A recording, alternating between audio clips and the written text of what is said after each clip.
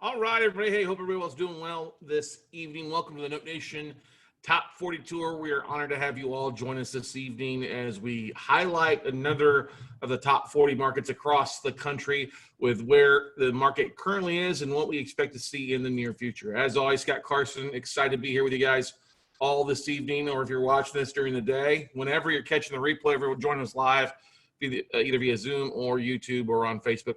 Honored you guys take the time out of your schedule. I promise we'll have you out of here just under an hour, unless you guys have a ton of questions to ask.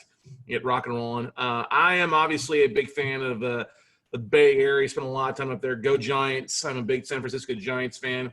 They're my favorite National League team for the most part. But one of the things, guys, is there is a lot of opportunity in San Francisco in the Bay Area if you know where to look. In a variety of different ways, and we'll dive into some of that stuff. But obviously, the country has been hit hard. San Francisco is also one of those places.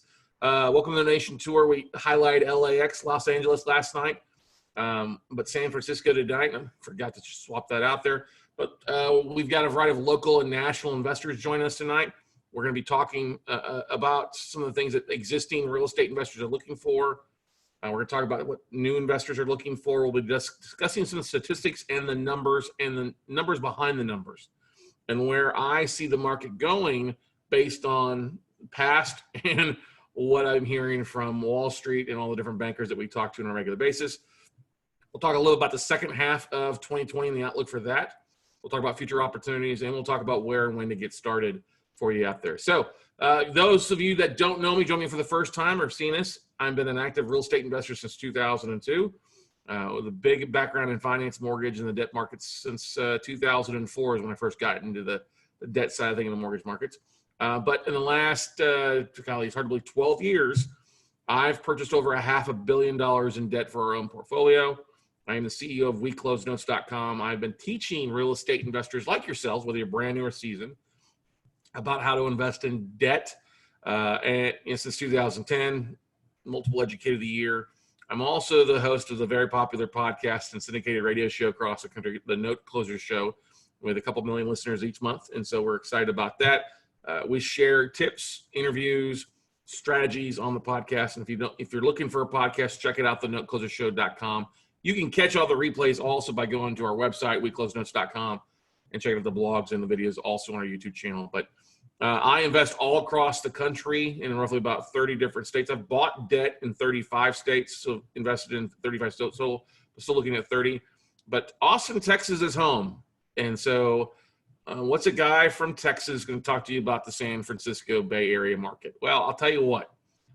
Just because I live here in Austin doesn't mean I don't have my fingers in a lot of pies or cookie jars across the country. And we do that. We see that with our connections and banks all across the country. And I think what I'm sharing with you here in a little bit, especially local banks in California and some of the biggest opportunities that are facing us as real estate investors. And I mean opportunities because the fact that there is a lot of opportunity going to be rolling it out here in the next few months. We're already starting to see some things hit the market. So let's talk about first those national numbers. And I encourage you all to ask questions. Highly encourage you to ask questions. It always makes my job a little bit easier when somebody's got a very good question that's relevant for the topic. Let's see here. I'm just making sure we got the live stream up on my here. So if you guys are asking questions, I'd love to know where you guys are in. So if you're joining me live here on Zoom or watching online, type in the chat roll comments. Where do you call home? Where are you joining us in from tonight? California, San Francisco, other places across the country or the globe, as we get a lot of people listen and watch our webinars out there. So right now, numbers just came out last month, a couple weeks ago, 11.1% unemployment rate in June of this year. 11.1, that's crazy, all right? There are 17.8 million people currently unemployed all across the United States. Some of the people talk about, that number's gone down, that number's gone up. I think it's going to continue to go up. All right, Paul's out of San Francisco. Good to see you. Alfred Hayward, great to see you guys both up there. 52% of small businesses expect to fail here in the next couple of months. And only really if this thing continues to go on beyond 6 months more, you're probably going to have that number increase to roughly 33% if the numbers keep going south. But the biggest thing here is that I think a lot of people don't realize is that already America was hurting before everything happened. 120 days ago, 5 months ago, whenever it is July now, so it came out March, was 4 months ago. 1 in 10 homeowners were already struggling to stay current on their mortgage. They were already at least 30 days behind. The national delinquency rate has skyrocketed from roughly the beginning of the year, roughly 2 to 3%, to almost 8% out there. Now, I think it's going to get above 10. I think it's going to get above 12, maybe 15% before it's all said and done based on what we're doing. So we're only a partial of the way there. Now, if you look at those numbers, yes, we've got a lot of people unemployed, people still trying to make employment. That's why I'm trying to get at that 7.76% represents about 4.1 million Americans currently in default. Well, we got 17 million people unemployed. Half the businesses are going out of business. Do you get where I'm saying, where I'm seeing this number going to skyrocket to 8 to 10 million in the next 6 months, 12 months? Now, it's also interesting to see, obviously, a lot of states, a lot of cities, including San Francisco and the Bay Area, has put a moratorium on foreclosures and evictions, and that's a great thing. It's a beautiful thing, but it's still a paper house. It's a house built of cards that we can't keep kicking the can down the road. Oh, we're going to give you 6 months forbearance agreements. Oh, we can't give you another 6 months forbearance agreements. The investors, the people that are operating those residential and commercial properties that are not accepting rents, or the banks can't keep giving away money. The country can't keep printing money, as we all know that they're doing right now. It just can't keep cranking out that stuff. And if you think, here's the thing that concerns me the most. If we look back in history, 12 years ago in 2008, when everything started with the last Great Recession, it took us 18 months to hit the 1.6 million defaults. Okay, 1.6 million defaults. It took 18 months. We did that we've already exceeded that in the first 6 months. So if we're almost 3 times or 2.5 times that, where are we going to get to? We're going to get to 12 million people in default.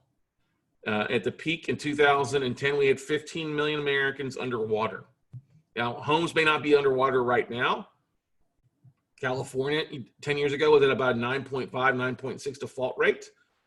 We're going to see some big, ugly numbers hit in a couple of different ways. I don't think there's ever been such a divide between the haves and the have-nots.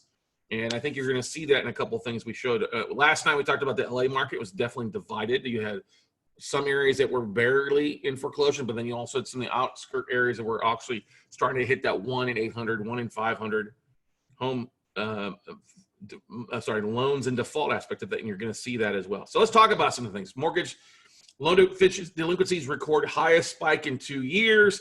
It's broken down in a couple of different ways. If you look at this number, this article came out in DS News.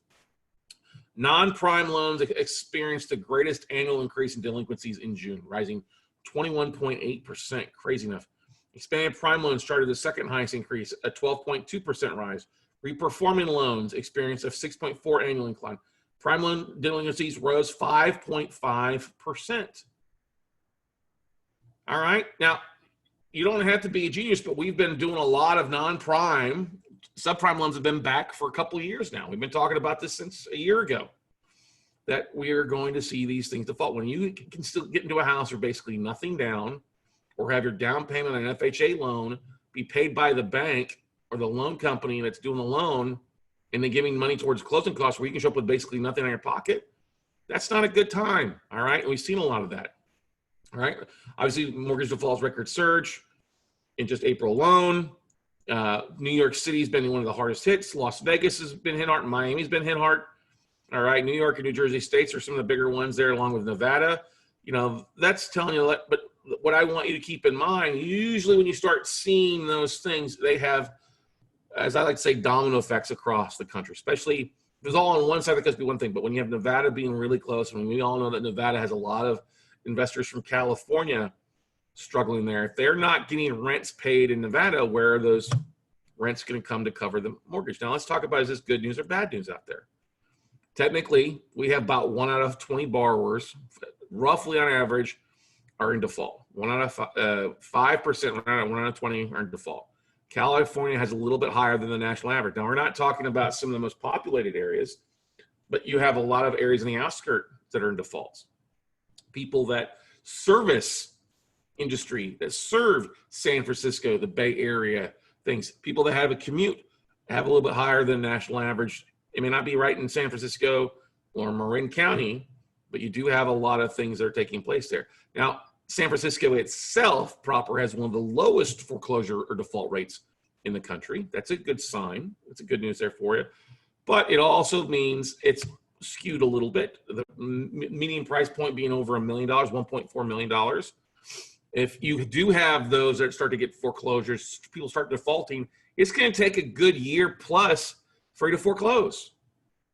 For those people to get foreclosed on, right now, Fannie Mae says it's a 480-day process as a non-judicial foreclosure in California to foreclose. Now, if you add 6 months to that in forbearance or another 6 months of forbearance before they start allowing foreclosures, borrowers could be living in properties for at least 2 years. That's not a good thing if you're an investor, property owner.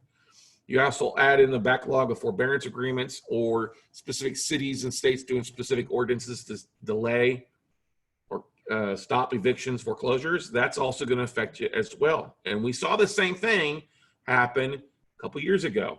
Several states across the union canceled foreclosures for the year. They stopped them. They eliminated them for 12 months. And you had to start all over. South Carolina, Massachusetts, California enacted a new foreclosure process along the way. So keep that in mind. And if you're a real estate investor, and this is one of the big things I see a lot of people like, oh, I want to get into the fix and flip. I want to buy REOs, REO agents. I'm going to get my license again. It's going to be a while before the REOs hit the market.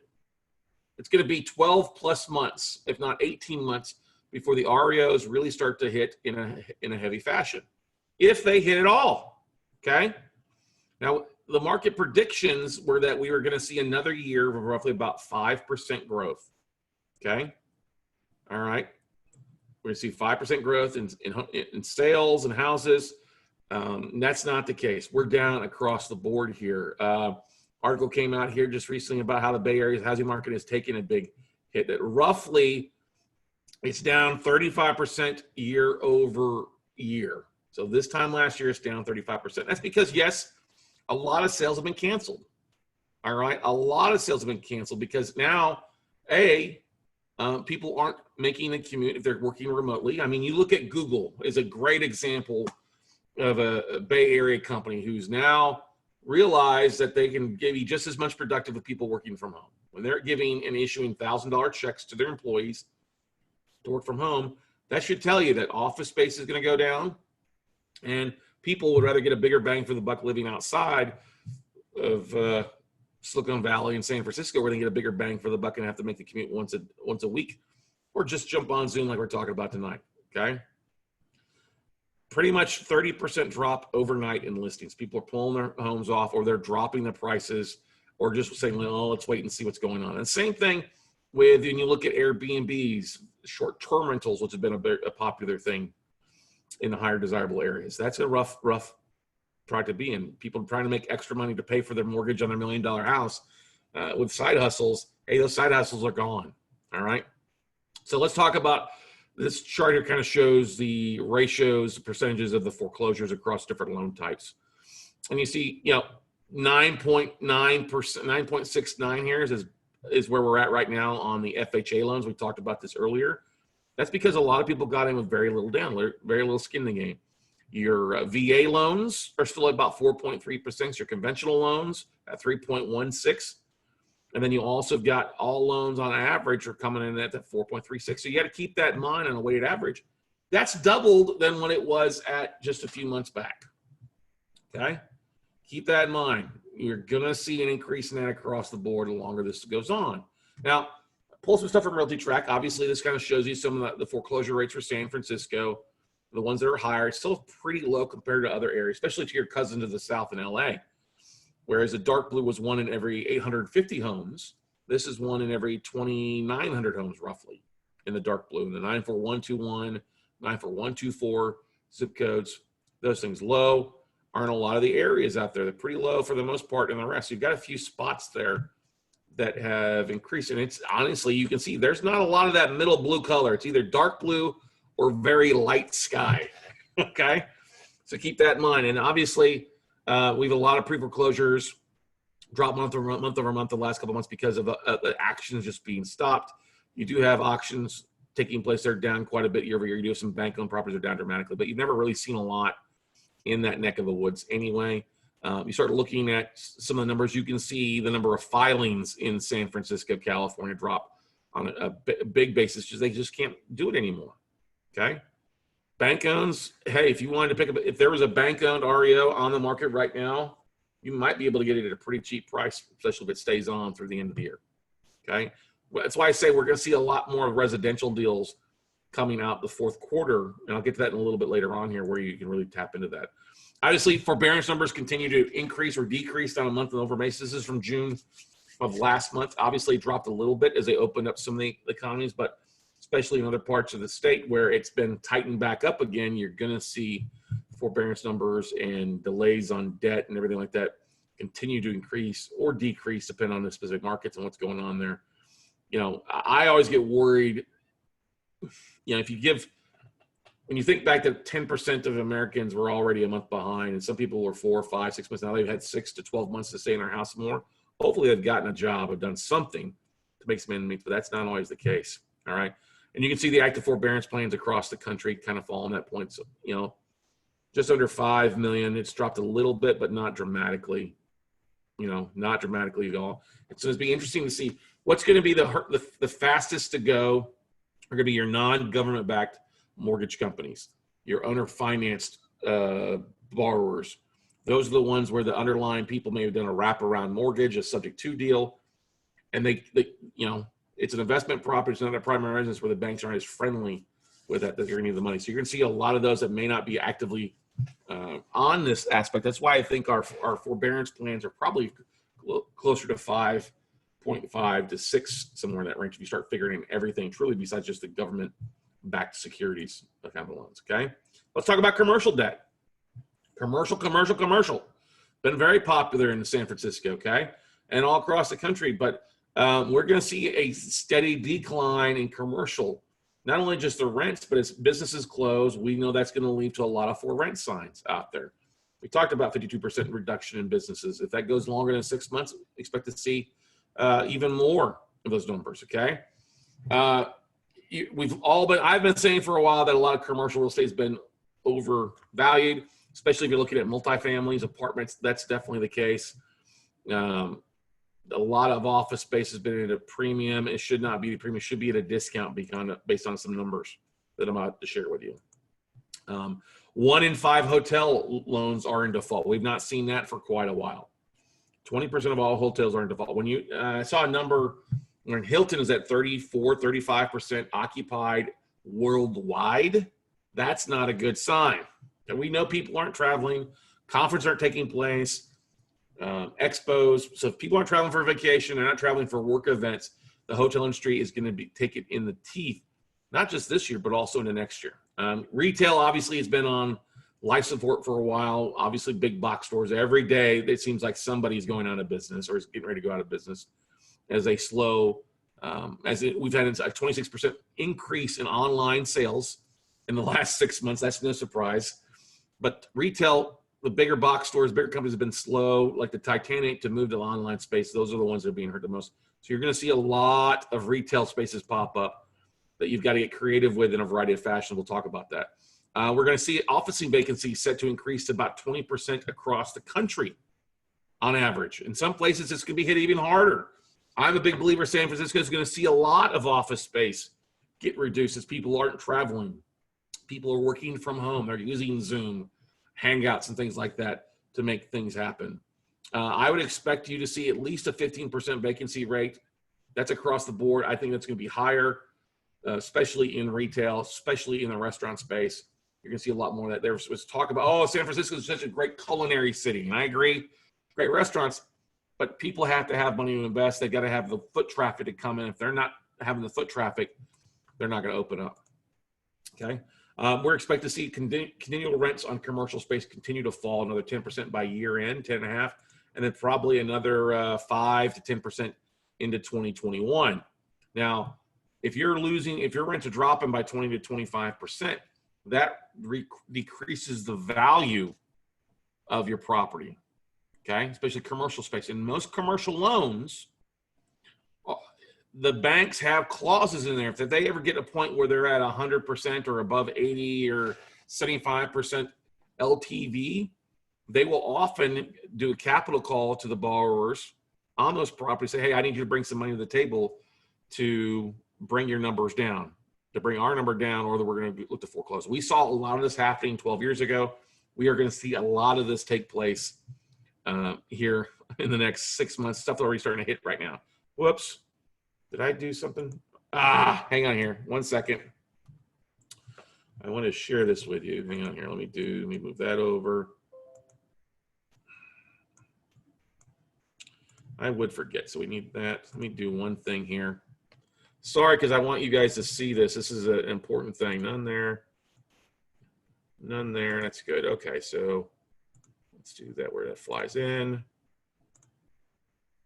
And then let that fly in. All right, that should work now. All right. One thing about the commercial markets is I like to track and listen to what a lot smarter people than I am have to say about this. And this is an article that just came out. When everything was hitting the fans in the commercial space.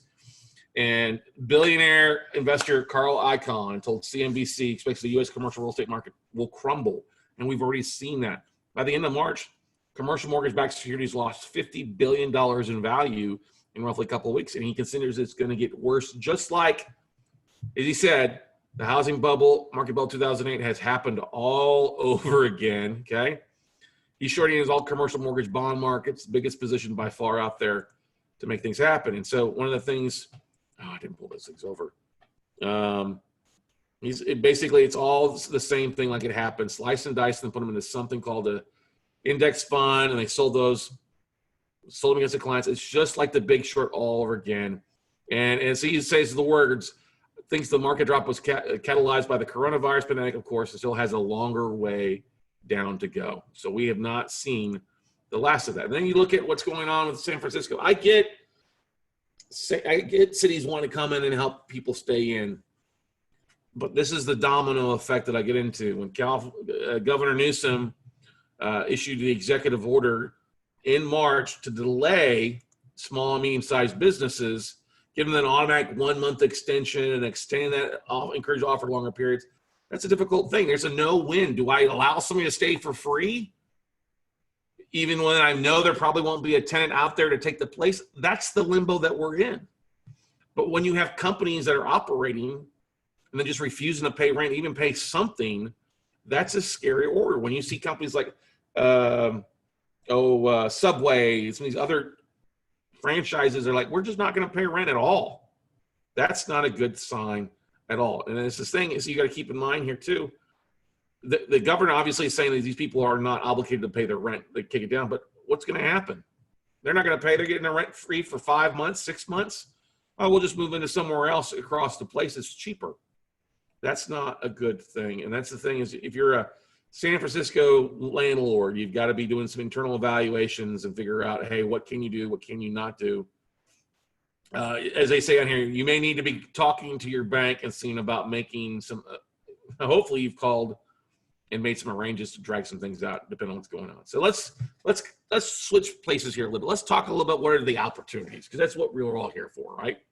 Ways to make money in this industry with what's going on. How are we going to make the most of making some lemonade out of our lemons, okay? Well, are there going to be opportunities in foreclosures and REOs? In about a year and a half, yes, but not right now, nothing, okay? And honestly, I'm willing to bet that a lot of the debt is going to get sold and those properties are never going to hit the foreclosure markets, okay? People that are in fix and flips, I want to buy a property and fix it up and turn it into an Airbnb or a rental or sell on the open market. That's not the opportunity either right now with markets, with price reductions, listings dropping off, people dropping their prices on their existing home sales. You got to be careful about that. A lot of investors in the past have over-rehabbed property where they outprice their market or they borrow too much. So they figure the after repair value was a lot higher and you've got to reduce that number and get in, get out. I have so many friends who have Airbnbs or short-term rentals in different high desirable parts of the country that they're like, oh, We're looking for long-term rentals. One guy was even trying to get corporate rentals where there was a company that would rent his place. Now they're like, no longer bringing anybody in for the next 6 to 12 months. Okay. Now rentals, you have to be very careful about your rental aspect of things. Are people going to not be able to pay rent? Can you foreclose or evict people out? No, you can't do that on the rental side. You can't evict people right now. So you got to keep that in mind, figuring out, hey, what can you pay? What opportunities are available? Let's figure something out. Extending your term, there are opportunities, but that's a difficult time. So where are the real opportunities? Well, the real opportunities lie in the debt game. And why would they lie in the debt game if you're buying the mortgage? Well, it's because you're buying the mortgage you're going to see at steep discounts. It's going to give you some flexibility to make some things happen. Like I said before, you probably will see some residential notes start to hit the market. Notes, not REOs. Big difference. Buying the debt, you'll probably start seeing some of that stuff hit the market. Right now, there's really kind of a go-in between what we've seen in the market. You have people holding the debt that will still want a premium for it, but then you have investors that are starting to look at it and they're like, well, I don't want to offer you a premium when the market's continuing to do a nosedive. If I stay strong for 60 to 90 days, it's going to get very interesting as we get into the fourth quarter, as the banks are going to be very motivated to move that stuff off their books and go into the new year with much more performing stuff or getting that non-performing forbearance paper off of their books. You're going to see that happen. Okay. Commercial notes, we're already seeing this. Already seeing struggles. We're already seeing banks looking to move their, especially the distressed asset classes, the retail spaces, the hotels. I've got a buddy who's converting a smaller hotel, 65-unit hotel, into a 44-unit apartment complex. Okay, doing some pretty cool things with that stuff. So there are going to be some opportunities for those that can take something in and rebuild it, regentrify it, reclassify it. Empty big box stores, turning those into self-storage units. Empty grocery stores, turning those hotels, turning those into rentals, not just a one-night stay, but a longer term if you do a little bit of updating to it. I know a couple people that are taking some smaller hotels and turning them into condos, condo conversions, and making it happen. They're already basically set up. You've just got to tweak a few things and make it a couple of different things happen. So banks are in trouble. We know this, okay? I check out, there's a list that I go to called Bauer Financial. I look at it every quarter. They came out with the most recent numbers. Actually, for the second quarter, a couple of weeks ago, the banks were given a month to get their numbers in delay. It's a little bit delayed. But if you look at the numbers, now I like to look at banks that have at least 5 branches or more, and I pull their numbers, and it's over 3,000 banking institutions across the country.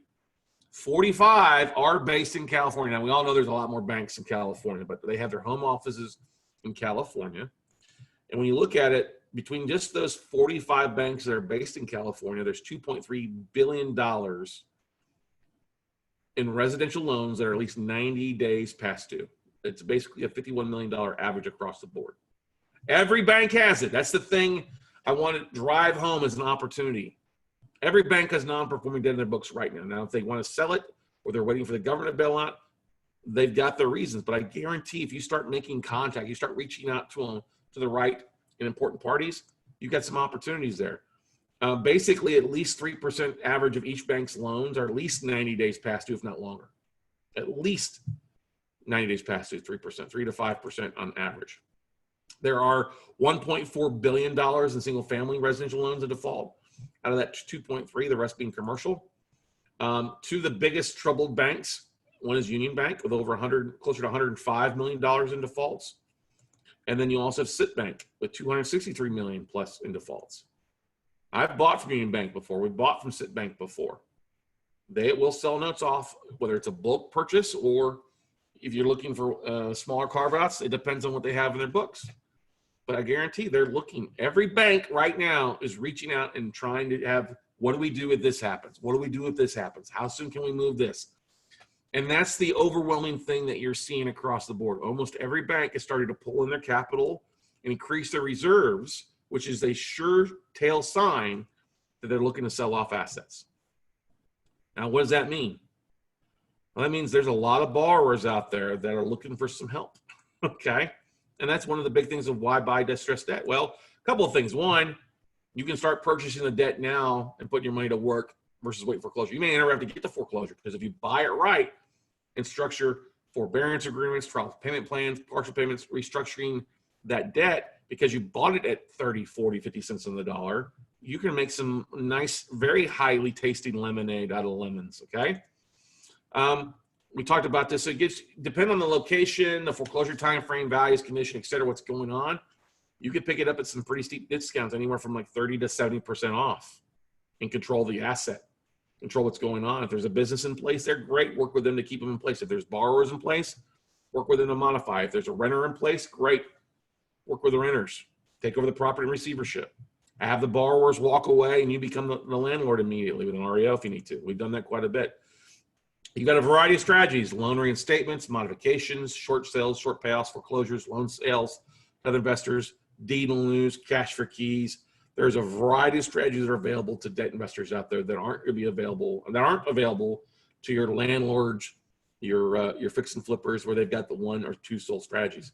I love taking over the note and really making it a win-win, of turning into a cash flowing performing note with the borrowers. I mean, we've modified a lot of loans. We've given our borrowers currently forbearance agreements, but a lot of them have come back to the table and said, hey, I'm ready to pay. Thank you for the 2 months I've got my stuff figured out. You know, I'm ready to get back to work. And of course, others that are dragging out. It is just what it is.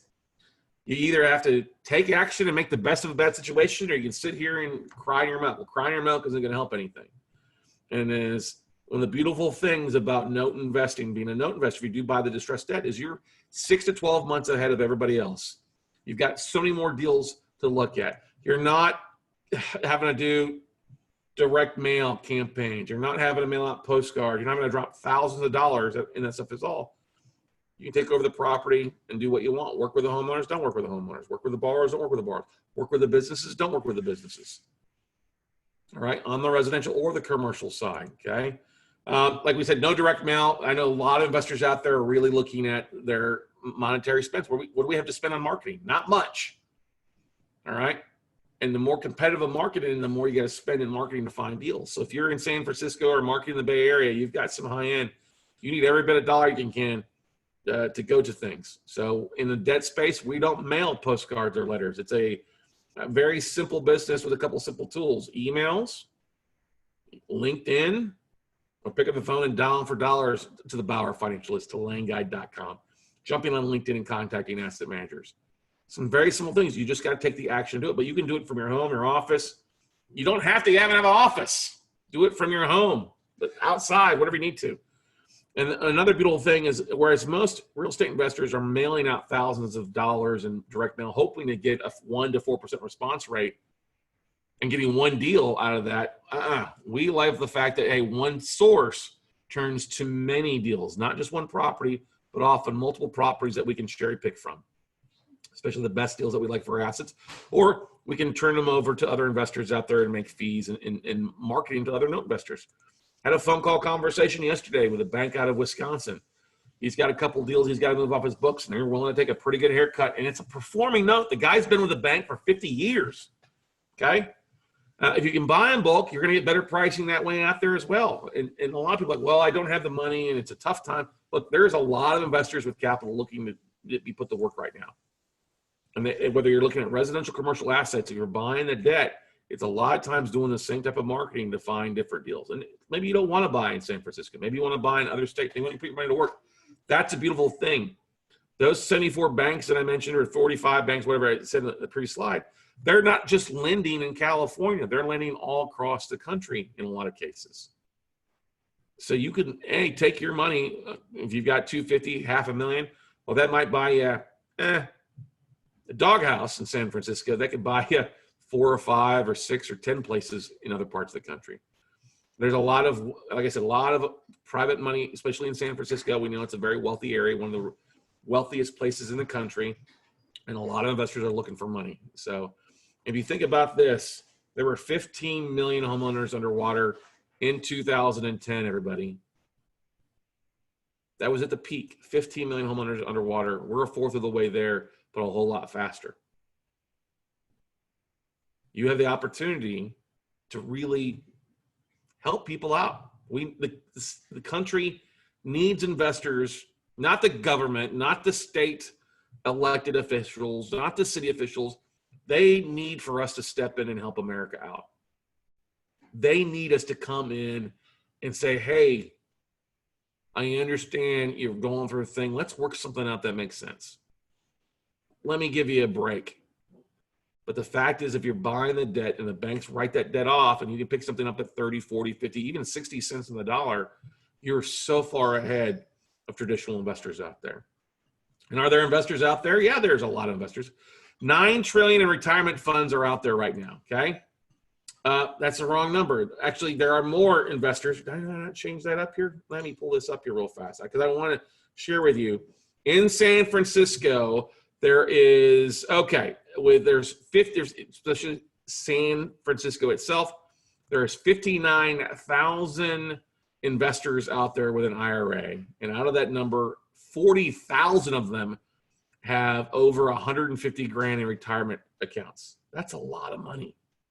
40,000 with at least 150 grand or more. In total, there's 42,000 real estate investors in in that area. All right, you guys, it's crazy time. 42,000 plus. I don't know why I thought I changed the slide, but anyway. So the thing is, do you want to be the banker or the borrower? You want to be the banker because literally there is so much money sitting on the sidelines in San Francisco. 40,000 people with at least 150 grand or more in their IRAs waiting to go to work. They've got 401ks. Also, there's not even another number we didn't go through looking to put to work. Plenty of investors looking for opportunities out there. So how are you going to plan on tapping into this tsunami? Well, we've helped you. We've helped a lot of people out there make things happen. I've been teaching real estate investors about notes since 2010. One of the few that's been doing it for over a decade. Did it and went through the Great Recession and still kept buying and buying and buying. Even to this day, like I said, I've helped thousands of investors purchase their first NPN. But you know the beautiful thing? That's thousands of stories of borrowers that we've helped out of bad situations. Thousands of borrowers that were upside down or went through a financial hiccup or a hurdle that needed some help, and we were able to help them. And you know what that in turn leads to? When you help one person avoid foreclosure, that doesn't just help that person in that household, it helps the neighborhood because it keeps the values up. And you know what happens with the neighborhood? It helps the other neighborhoods where comps stay high. And it's literally this ripple effect across neighborhoods when you're able to come in, not only just help the borrower by staying in their house, but you think about this. You take away the added stress of financials, which we all know that we got a lot of people falling for divorce because they're not used to hanging out at home, but financially stressed.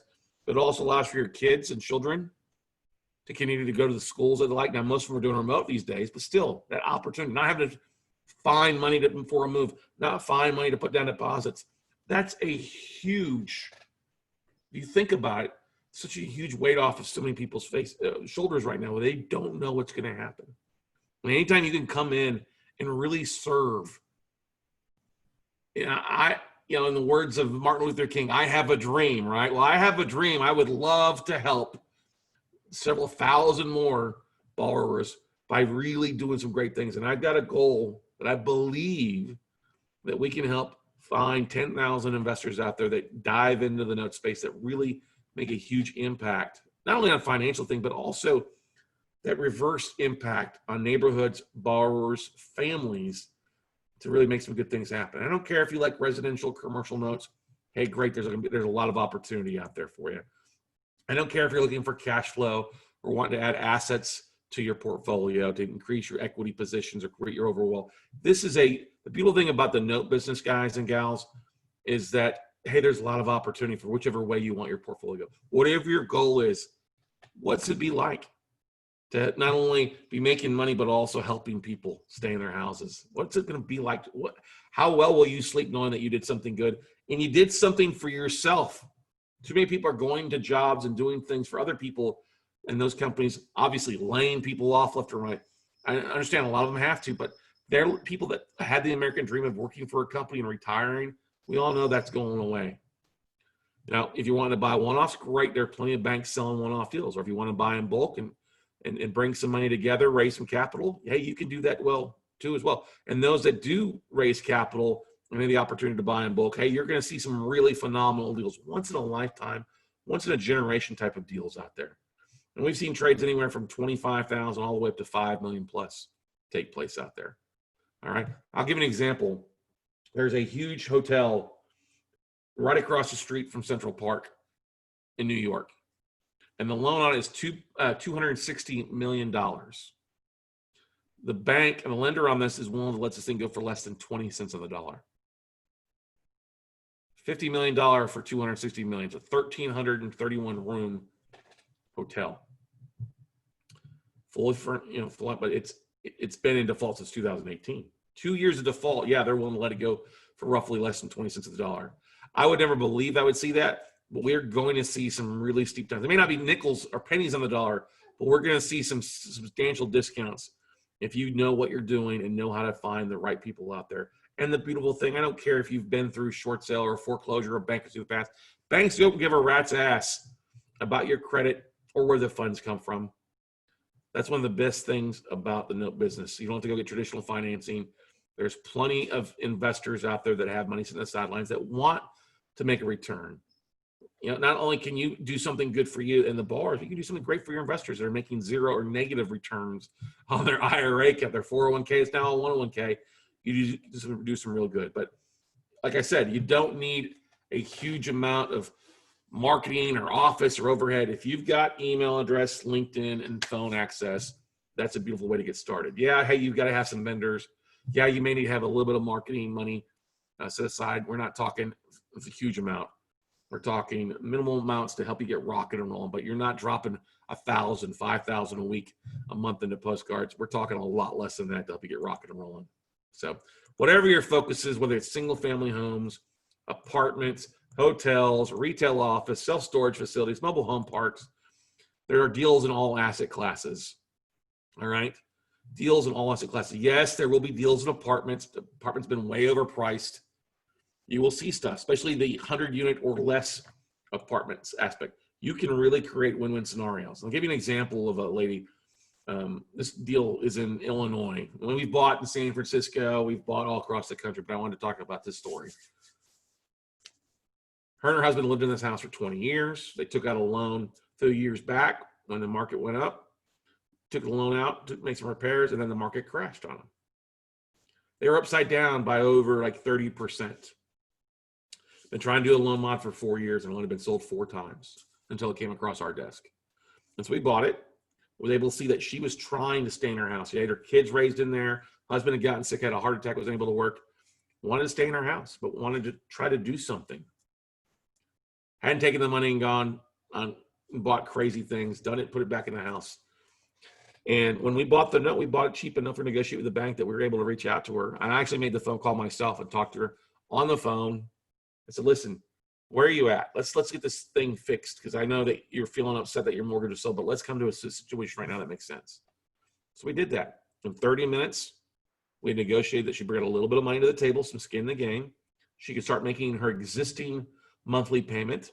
She could bring a little bit extra to the table each month, so that the point at the end of year 1, she would have paid almost exactly off what I invested in the mortgage. I said, you know what, if you're willing to do that, at the end of year 1, we'll drop your interest rate to 0, make it retroactive back to the first, so that every penny you have spent or paid into your mortgage goes towards principal. And instead of you being in there for another 30 years or 33 years, you'll have the mortgage paid off in less than 7. And she just paid this loan off about 2 months ago with me. One of the greatest stories I love. Absolutely love helping people. Her and her husband cried when they met my attorney to sign the docs and the forbearance agreements and the trial payment plans, and then it moved into permanent mod. They had a daughter who was 18, had a child. A few months after they were in the program, I got a letter from them that said that they named their grandkid Carson after me being able to help them. And so I wish all the stories were that great. Unfortunately, we still do have to foreclose on a lot of people because some people just can't help themselves. They hide from issues, and you can't hide in today's market, especially with the debt side of things. You got to be able to reach out. So love those kind of stories. I would love to have 10,000 more of those stories. Not me, but investors like you guys that are watching this, you ladies, you men. What a great way when you can sit there and help somebody and make some money too. So you can do it big or do it small. We've got investors doing all sorts of amazing things out there. our buddy Gene here out of Elkhart, Indiana. We met him a couple years back. He was doing a fix and the flip here just in Elkhart because that's all he was comfortable with in Indiana. Elkhart, if you don't know, it's on the north side of the state. Well, I get an email from Gene a couple months ago talking about how now he's been full-time at this, went from buying like one little note here and there to now having over $13 million invested with him in his portfolio and closed on over 135 notes. That's doing a phenomenal job. 7 figures in profits for Gene. I'm very, very proud. He got started later in life. Got a little bit of seasoning in there. Great guy. But before he got into this, he's a hot shot driver. And a hot shot driver is somebody who's driving their truck to deliver another vehicle or other tools across the state or multiple states. He doesn't do that anymore. And he's doing an amazing job. And we're very proud of him. Laura Blanc just moved into her dream house that she wanted to buy as a kid. Just moved from south of Austin, Wimberley, back home to Maryland to buy her dream house. And she started off trying to wholesale, trying to fix and flip, like many real estate investors, just trying to get you hustle on, make some money. I get that. I love it. We all start there. When she found the note business, she embraced it, bought a couple of notes with her own funds, worked those out. And then a year later, ended up closing on about 14 or 15 notes. Now she's getting ready to close on a portfolio of about 148 loans, $4 million purchase price. And she's going to knock it out of the park with that deal. And we're very, very proud of her. She's closed on over 75 or 100 notes already and done well. Our boy Keith Collins here out of Ohio, ex-mayor of a small town out that neck of the woods, done a lot of work with water, not parks, but water treatment plants. But he's always been an investor in Ohio. He sent me an email just a couple of weeks ago talking about absolutely what he loved that he's learned from us, because him and his wife have applied the lessons and the trainings that we taught them. And they're going to make 7 figures this year, 2 commas this year. And so we're very proud of them. And that's great. You don't have to be a little bit more seasoned to make some things happen. You could be like our boy Rafael here. He's one of our newest students out of San Diego, hit hard by Corona. He owned a car detailing business. Okay, never bought a piece of real estate before in San Diego. So wanted to get in the note business, started learning about that aspect of things. And in his first 30 days with us, he's bought 5 notes. 2 of them he got converted to performing with a couple of phone calls that he bought really cheap. And then another 3 that he bought well below 50 cents on the dollar that he was able to, he's selling 2 of them for a nice profit. And the third one he's ended up probably foreclosing on based on it. It's not in California, but he's making money. He's like, Scott, I would love it if all my 15 employees could learn this business. I'm trying to teach them for other things, but with the Corona, I can't help them because I can't put them to work, and people don't want to rinse, wash their cars when they ain't driving it anywhere, and they don't want to pay somebody to come do something that they could do themselves to keep them occupied now. Think about that. Where would he be without the note business? He'd be really hurting. He's a smart guy, not a lot of real estate experience, but doing some things because we like to teach people in step-by-step ways. Keep it simple, Scott. It's a message I like to give people. This is a simple business of doing the things over and over again and understanding them, not talking over your head. And yes, you, whoever's watching this, can have banks selling you notes directly. Banks will sell notes directly. They will, whether it's residential, commercial, if you know how to talk, know what to say, and put the right people behind you. And that's one of the things we specialize in, because we've done it for a lot of people. We've helped a lot of people go out and buy notes, not only for their own portfolio, but for their families, changing their lives, changing their neighborhoods, and changing their family's destiny as well by really doing amazing things. I'm so proud of all our students that have closed thousands of deals. And how did they get started? They learned from me. Now, I'm not here to tell you about a 3-day course or so you spend thousands of dollars on training. That's not what I'm offering. I have a 1-day course. It's a Cliff Notes version. No, it's not watered down. Cliff Notes can be very valuable, all right? And this is basically a 9 a.m. to 4 o'clock p.m. Basically, it's a full day of me teaching notes. You can go to noteweekend.com is the website for that to get signed up for it. It's normally $99. We're only charging $49 for it. A lot of our students have taken it and like, oh my God, it's a great fresh start, great kind of, not fresh start, but recap of the basics. And we really go through a lot of things. What do we cover in the 1-day thing? We talk about literally how to find, fund, and flip. We talk about several things there. We live stream it via Zoom this way on Saturday. We restream it on Sunday. The replays are included, so if you can't make it for the entire day or wake up a little late on Saturday, you don't miss anything. All right? It's called the Cliff Notes of Note Investing. We got an 18-plus page manual that goes along with it. Like I said, it's normally $99. We drop it down to $49. The next couple of dates for these, one is July 25th, is a Saturday. The next one after that is August 29th, which is also a Saturday. Those are the two next things. After that, we don't know what the market's going to do. It may increase it, may decrease it, I don't know, but it's a great opportunity for you to really get your feet wet and learn the basics of note investing. If you don't go into notes, great. Go into something. But I guarantee understanding what the banks are doing is going to be more valuable no matter what your niche is, no matter what your focus is in the coming 6 to 12 months. So first part of the day, we talk about how to find where the notes are at. Who do you need to talk to? What do you need to say? Okay. Who's selling notes? Where can you find notes? Okay. We'll talk about the second part of the day, how to fund these deals with other people's money. Yes, there is plenty of investors out there, and you need to know what to say and how to say it to get them to want to deal with a deal. But if you're picking up a deal at 30, 40 cents of as is value at a big discount, there is plenty of money for good deals out there. Okay. We also then dive into the third part of the day about the different exit strategies, because there's a lot of different, there's basically 10 different exit strategies, way to make money with non-performing notes and performing debt. So go through each one there and help you understand the different ways to make money. One of the biggest mistakes I made early on in my real estate investing career is trying just to go the one route. And it's a different mindset being a banker than it is a fix and flipper or a landlord or a wholesaler. The bank always wins, everybody. And you've got to think it and approach it from a banking mindset than a fix and flip aspect, okay? We'll also talk about the different vendors along the way, the team members. There are people out there to support you. Whole basically, as I like to say, in the last 12 years, a whole like smaller market, a sub-market, secondary market of vendors and resources that you guys can tap into to understand how to evaluate deals, how to do your due diligence, how to look at things and evaluate the deals from the duds, okay? We'll also talk about different loan trading platforms that you can start looking at assets right now. There's not an MLS, unfortunately, but there are some platforms where investors are posting deals, and also some banks are throwing some deals up there as well on the residential and commercial side we'll talk about. So, and we'll go through whatever you want to talk about else is there. We usually, like I said, run from 9 a.m. to 3, 4, 5 o'clock, depends on the size of class, the amount of questions. I'll stay as long as there's questions being asked is one of the things that I do on these days. I enjoy it. No, it's not anybody else teaching. You have me teaching you all day long. We'll take a couple breaks. And one of the beautiful things, guys, if you sign up at noteweekend.com, that $49 can be applied to any of our future trainings. If you want to take one of our 3-day workshops, great. If you want to sign up for our home study course, you can do that.